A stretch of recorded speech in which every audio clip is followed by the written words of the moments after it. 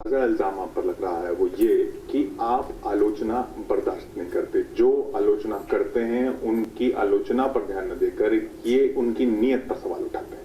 मैंने कब किया?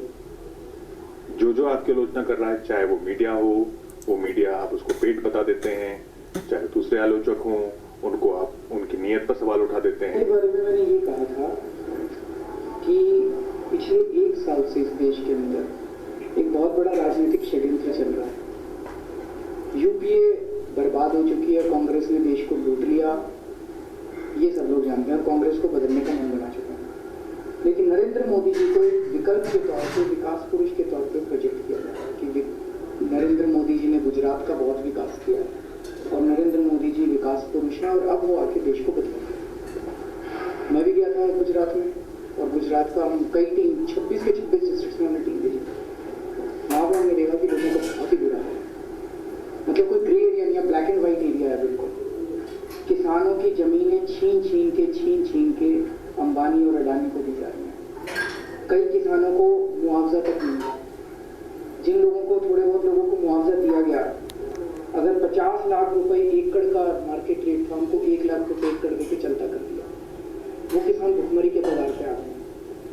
किसानों को कई चीजों पे सब्सिडी मिला करती थी, वो कई चीजों पे सब्सिडी बंद कर दी गई। 800 किसान आत्महत्या कर चुके हैं। भ्रष्टाचार का जम के बोलबाला है, जबकि मोदी जी कहते हैं हमने भ्रष्टाचार खत्म किया।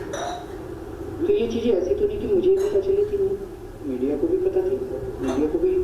तो मैंने ये कहा भाई इस पूरे प्रोपेगेंडा के अंदर जो जांच होनी चाहिए इसकी निष्पक्ष, और इसमें जो लोग शामिल हैं वो चाहे मीडिया से हो चाहे कहीं से, उनको तो सजा मिलनी चाहिए। तो गलत तो नहीं बोला मैंने। तो जैसे मैं बहुत सारी सभाओं में पूछता हूँ भाई गुजरात से कौन कौन प्रभावित है, गुजरात कितना, सारे कहते हैं जी बड़ा अच्छा गुजरात है, विकास हो गया। मैं पूछता हूँ गए थे गुजरात? ना जी नहीं गए। तो कैसे पता चला? कहते जी मीडिया ने बताया था कि गुजरात में बड़ा विकास हो गया। मीडिया में ये भी तो हकीकत है कि मीडिया ने जो भी सवाल उठाए, मीडिया, पहली बात तो मैं मीडिया की तरफ से नहीं बोलूंगा कि मीडिया को एक मान के नहीं बोलूंगा। अलग अलग बेहतर हैं, अलग अलग चैनल हैं, हर एक का अपना रुख होता है, हर पत्रकार का अपना रुख होता है, अपनी समझ होती है। विधानसभा चुनाव में भी ये सवाल उठे, किसानों के सवाल उठे, लेकिन ये भी हकीकत है कि जन समर्थन मिला नरेंद्र मोदी की सरकार को, तभी तो वो दूसरी बार भी मिले हुए। ये भी तो हकीकत है। मैंने बार-बार लोगों से गुजरात के अंदर मैंने कभी तुम सारे कह रहे हो इतनी दुखी हो, सारे कह रहे हो इतनी दुखी हो, तो फिर क्यों बार-बार वोट देते हो मोदी जी को? फिर क्यों नहीं हराते? मैंने पूछा कि तुम्हारा एमएलए कौन है? जी बीजेपी का है। फिर क्यों दिया था उसको? लोगों ने बताया जी वहाँ पे अपोजिशन अंकित ठीक हुई है, कांग्रेस बिल्कुल खत्म हो चुकी है और कांग्रेस तो और भी ज्यादा बर्बाद है, कांग्रेस से नफरत है लोग। इसका मतलब आप ये मान रहे हैं कि जो नरेंद्र मोदी के पक्ष में अगर कोई खबर आ रही है या कोई ऐसी खबर आ रही है, स्क्रूटनी करो उसकी। नरेंद्र मोदी जी ने कहा 11% एग्रीकल्चर ग्रोथ रेट हुआ। ये तो मैं अभी 5 मिनट में आप अपनी टीम को बोल दीजिए, गुजरात वेबसाइट की, वो वेबसाइट से डाउनलोड कर लेंगे, -1.18% एग्रीकल्चर ग्रोथ रेट। क्या ये क्यों नहीं बताया मीडिया ने? आप कैसे मान रहे हैं कि नहीं बताया? मैं नहीं बताया, मैंने आपने देखिए, मैं पहले भी ऐसा हो चुका है। एक पिछले इंटरव्यू में, बहुत पहले की बात है, जब आपने रॉबर्ट वाड्रा का मामला उठाया था, तब भी आपने हमारे चैनल पर भी ये बोला था कि आपकी हिम्मत नहीं है उठाने की, जबकि वो हम उससे 1 साल पहले उठा चुके थे, वो खबर दिखा चुके थे। तो जरूरी तो नहीं कि हर चीज मैं आपको बताता हूँ छोटी सी चीज। अभी ऐसा होता है, मोदी जी अगर कोई गलती कर दें, मोदी जी की स्पीच तो छपती है फ्रंट पेज पे, जो कुछ वो बोलते हैं फ्रंट पेज पे, और अगर वो कोई गलती कर दे तो छठे पेज पे इतनी सी छपती है। कोई कहे भाई आपने नहीं कहा, नहीं छापी थी। अगर कोई और नेता हो उसका करियर बर्बाद कर दोगे, तीसरे दिन तक कहना चालू, नेशन वांट्स टू नो कि इसको इस्तीफा देना चाहिए कि नहीं देना चाहिए। आप सुनो तो, हाँ मैं आपकी बात समझ गया, चलिए बोलिए कि उसका। लेकिन सवाल ये है कि अगर ये मान लिया जाए कि कोई रिपोर्ट नरेंद्र मोदी के पक्ष में या कांग्रेस के पक्ष में या आपके खिलाफ या पक्ष में भी छोड़िए, या इस तरीके से जिससे उनका कहा हुआ पक्ष मजबूत होता है, उस रिपोर्ट पे ध्यान न देके या उस रिपोर्ट पे कोई और कमजोरी न उठा के ये कहा जाएगा कि ये रिपोर्ट इसलिए है क्योंकि इसमें पैसे दिए गए हैं, ये आपके लिए भी गलत। मैंने ये कहा था कि इसकी जांच होनी चाहिए कि ये पैसे लेके की गई या नहीं। आप ये मानेंगे दैट पेड मीडिया एक इस देश में आपने ये भी, जिस आदमी को आप बोल रहे हैं वो आदमी भी खुद ये कहता है कि मीडिया वाले जो है मेरे खिलाफ है, वो आदमी भी खुद ये कहता है। उस शख्स ने भी जब मुख्यमंत्री बनने के बाद पहला भाषण दिया तो मीडिया पर ही तंज कसा था। 2002 में नहीं, अभी के तीसरी बार सुनने के बाद आप उनका पहला भाषण सुनिए, उन्होंने साफ कहा था मीडिया के मेरे मित्रों, और वो जो तंज था उसमें उनका ये था कि देखिए आपने मेरे खिलाफ क्या क्या नहीं चलाया, फिर भी मैं जीत कर आया। ये मैं सहमत हूँ, मैं ये सहमत हूँ। कुछ ना कुछ हुआ है सर। गुजरात के चुनाव के पहले, अभी जो असेंबली इलेक्शन हुआ था, मीडिया ये दिखा रहा था कि उनके जैसा गंदा आदमी इस दुनिया में नहीं है। और गुजरात के चुनाव के बाद कुछ ना कुछ हुआ, उसके बाद ये दिखाने लगे कि इनके जैसा विकास करने वाला दुनिया में कोई नहीं है। वो टर्निंग पॉइंट क्या था? आप खुद स्टोरीज उठा लीजिए, मैं एक रिसर्च करके आपको भेज दूंगा कि कितनी नेगेटिव स्टोरीज गुजरात की साहब से आपको स्माइल भी बताऊंगा। नहीं, आप हर एक चीज में नियत पकड़ते हैं। आप किसी की स्माइल में नियत देखते हैं, आप किसी के सवाल में नियत देखते हैं, आप आलोचना में नियत देखते हैं। आपसे भी यही सवाल पूछा तो क्या था नागपुर में कि क्या हुआ जो आप जब तक मुख्यमंत्री थे आपके तारीफ में रिपोर्ट आ रही थी, और क्या उसके बाद क्या हो गया? तो आपने सीधा बोला कि ये लोग, इन लोगों को जेल भेज देना चाहिए, इन लोगों ने पैसे खाए। आपने बोला कि नहीं बोला? मैंने ये बोला भी जांच होनी चाहिए, जांच में जो दोषी पाए नहीं, हैं आपने ये नहीं बोला। मैंने बोला सर, आप पूरी क्लिप देखिए। हाँ, पूरी क्लिप देखी मैंने, लेकिन आपने उसका आपका पूरा भाव यही था कि ये मीडिया वालों ने पैसे खाए हुए हैं और सबको जेल भेजना चाहिए। आपने बोला नहीं बोला? ऐसा नहीं बोला। मैं ये कहने की कोशिश कर रहा हूँ कि जैसे आप हमसे टफ क्वेश्चन पूछते हैं sir, 2-4 tough question Modi ji से भी पूछिए। देश का आदमी पूछना चाहता है, बहुत मन भरा पड़ा है लोगों का कि यार हम भी पूछें, जरा हमारे साथ बैठे, जरा राहुल गांधी जी से भी पूछिए। वो तो सवालों के, अभी तो चुनाव नहीं हुए सर, चुनाव के पहले तो नेता जनता के बीच में घूमते हैं, हाथ जोड़ते हैं, जो झूठे हाथ जोड़े, हाथ जोड़ते हुए वोट मांगते हुए घूमते हैं। ये लोग आते हैं हेलीकॉप्टर से, आते हैं स्टेज पे और हेलीकॉप्टर से चले जाते हैं। हम कहते हैं कि हमारे पास बैठे चाय पानी पियो। जो लोग जवाब देने से बच रहे हैं वो गड़बड़ कर रहे हैं। जैसे आज जनता के मन में, सारी जनता के मन में चल रहा है मोदी जी 2 सीट क्यों लग रहा है। आज सवेरे से आप लोग भी चल रहा है मोदी जी 2 सीट क्यों लग रहा है। जवाब देना चाहिए, चला रहे हैं, हम नहीं, सभी चला रहे हैं कि नहीं चला रहे? बड़ा अच्छा काम कर रहे हो, मैंने तारीफ की ना भी आपकी। देखिए सवाल ये है, मैंने तो कहा कि आप चला रहे हैं। आप ही के कैंडिडेट नॉर्थ वेस्ट दिल्ली में, कौन? महेंद्र सिंह जो थे कैंडिडेट, उन्होंने इल्जाम लगा दिया कि साहब राखी बिरला ने 7 लाख रुपए मुझसे मांगे जब कैंपेन करने के लिए मैंने कहा। वो इल्जाम आपकी पार्टी पर भी ये इल्जाम लगा, आपकी तरफ से कोई जवाब ही नहीं है। और दूसरी पार्टी में अगर ऐसा कुछ इल्जाम लगता है, आप कहते हैं जवाब नहीं दे रहे क्योंकि ऐसा नहीं, जवाब दे देंगे, मैं दे दूंगा, मेरे को नहीं पता, मतलब हमारे स्पोक्स पर्सन है, अगर किसी ने मना किया हो इस पर तो जवाब देंगे। तो पहली चीज़ तो ये कि महेंद्र सिंह मटियाला से अगर पैसे मांगे तो जब उसका टिकट कटा तब क्यों बोल रहा है? उसी टाइम बोलना चाहिए था, उसको आके बताना चाहिए था। हमारे यहाँ सब कुछ सारे सिस्टम है, हम अभी भी 1 आध कैंडिडेट हमने कैंसिल किए हैं पिछले दिनों में। हमने राजौरी गार्डन का कैंडिडेट कैंसिल किया था। भ्रष्टाचार बर्दाश्त नहीं करेंगे सर। मेरा भाई भ्रष्टाचार करे या मेरी बीवी भ्रष्टाचार करे, कोई भ्रष्टाचार करे, अपना अस्तित्व खत्म कर देंगे, पार्टी बंद कर देंगे, भ्रष्टाचार से कॉम्प्रोमाइज टिकट वापस करने के बाद अगर वो ये कह रहा है तो जांच कराएंगे, बिल्कुल जांच कराएंगे, पूछेंगे, देखते हैं भाई कब कहा, किसने कहा। अगर गलत है तो गलत है, गलती को बर्दाश्त नहीं करेंगे, पैसे भ्रष्टाचार को बिल्कुल बर्दाश्त नहीं करेंगे। पॉलिटिकल असेसमेंट की क्योंकि बात की, हाँ, ये अभी 100 सीटों वाला आपका पॉलिटिकल असेसमेंट है?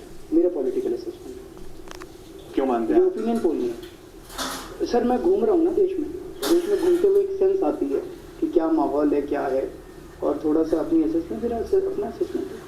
जनता मानती है नहीं मानती है उनका मर्जी। आप वाराणसी चुनाव लड़ेंगे? हाँ जी, नहीं मैं लड़ूंगा कि नहीं लड़ूंगा, मैं भी जा रहा हूँ जनता से पूछने, वाराणसी की जनता से पूछने जा रहा हूँ। दिल्ली की जनता जिन्होंने आपको वोट दिया उनसे पूछा कि अब मैं आपका एमएलए नहीं रहूंगा, वहां रहूंगा?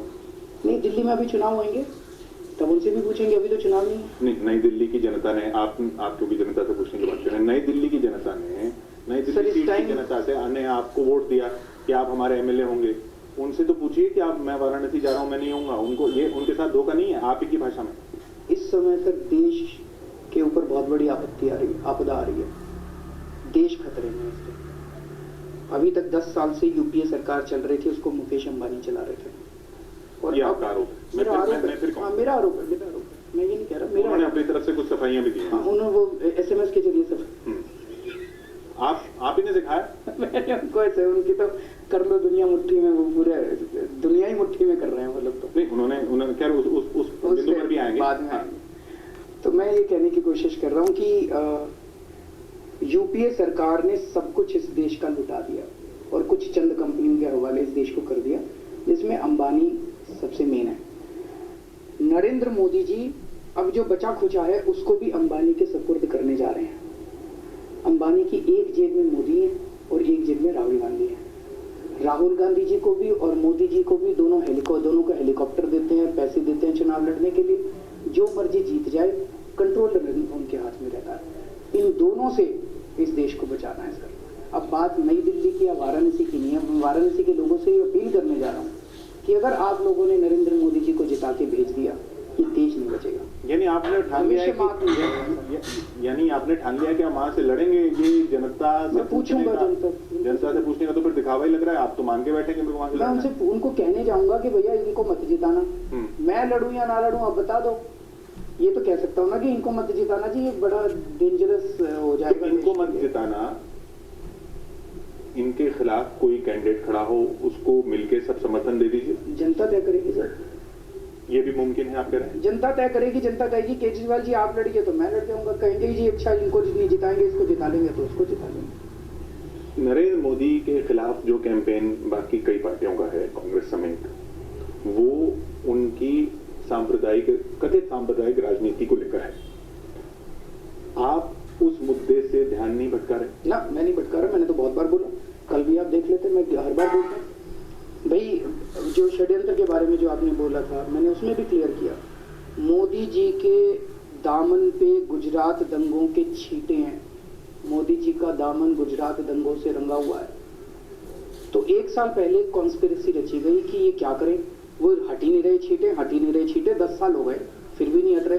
तो कुछ लोगों ने मिलकर कॉन्स्पिरेसी की कि इनको विकास पुरुष प्रोजेक्ट किया जाए।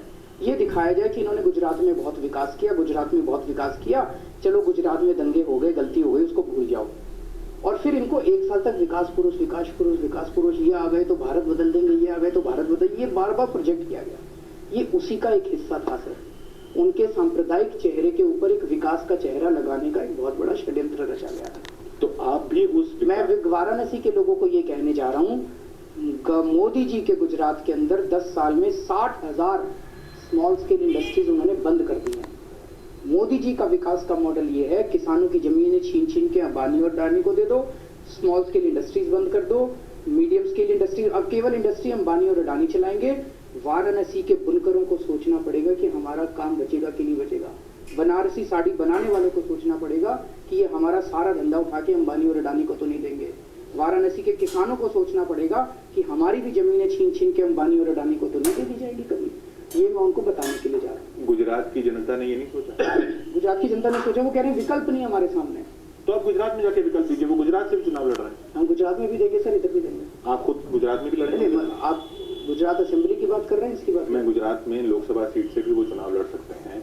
क्यों लड़, पर 2 सीट से क्यों लड़ रहे हैं, क्या कह रहे हैं? 2 सीट से वो एक अलग प्रश्न है। वो आप पूछ रहे हो, आपसे क्या कह रहे हैं वो? मुझे क्या पता वो क्या कर रहे हैं। वो उनकी मर्जी है और ये संविधान अधिकार देता है, वो लड़ रहे हैं। मेरा आपसे सवाल ये, मेरा सवाल आपसे ये कि वो अगर दूसरी सीट से लड़ रहे हैं तो आप उनको दूसरी सीट पर भी चुनौती देंगे? एक बार उनसे पूछ के आइए तो फिर मैं बताता हूँ आपको। वो तो बताएं कि क्यों लड़ रहे हैं, उनका लॉजिक क्या है। सर वो सवालों के जवाब क्यों नहीं देते? ये कैसा जनतंत्र मोदी जी का है? वो सवालों के किसी के जवाब नहीं देते, बैठ के चाय नहीं पीते। सवाल लगातार किया जा रहा है, उनकी पार्टी से जो आता है उससे भी सवाल कर दिया लगातार किया जा रहा है। ऐसा नहीं है कि सवाल पे उनको छोड़ा। मोदी जी क्यों नहीं?